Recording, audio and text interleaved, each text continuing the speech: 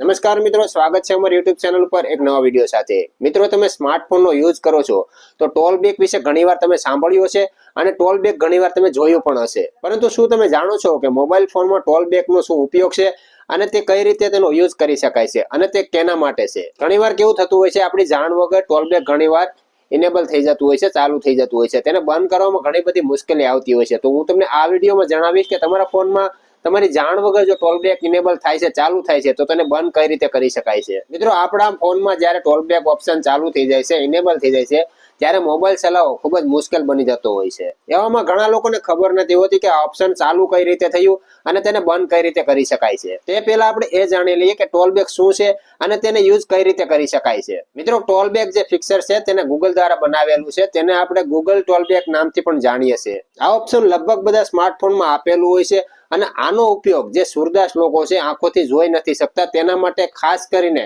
સ્માર્ટફોનમાં આ ફિક્સરનો ઉપયોગ થાય છે। જે સુરદાસ લોકો છે તે આ ટોલ બેક નામના ઓપ્શનને ઓન કરી અને મોબાઈલ ફોનને આસાનીથી યુઝ કરી શકે છે। આ ઓપ્શનને ઓન કર્યા પછી કોઈ પણ યુઝર જ્યારે એપ્લિકેશનને ટચ કરે છે, સૌથી પહેલા મોબાઈલ તે યુઝરને એપ્લિકેશન વિશે જણાવશે કે આ ઓપ્શન કયું છે, મતલબ કે આ એપ્લિકેશન કયું છે। ત્યારબાદ એ એપ્લિકેશનને તમારે ખોલવા માટે ડબલ ક્લિક કરવાનું છે, તે પણ તમને મોબાઈલ જણાવશે। મિત્રો, હવે તમે જાણી ગયા છો કે જો મોબાઈલ ફોનમાં ટોલ બેક નું ઓપ્શન આવે છે તે શું છે અને તે શેના માટે તેનો ઉપયોગ થાય છે। તો ચાલો મિત્રો, હવે આપણે જાણીએ કે તમારા મોબાઈલ ફોનમાં આ ઓપ્શનને તમે કઈ રીતે ચાલુ કરી શકો છો અને કઈ રીતે તેને બંધ કરી શકો છો। ટોલ બેક ઓપ્શનને ચાલુ કરવા માટે સૌપ્રથમ તમારા મોબાઈલ ફોનના સેટિંગ પર જાઓ।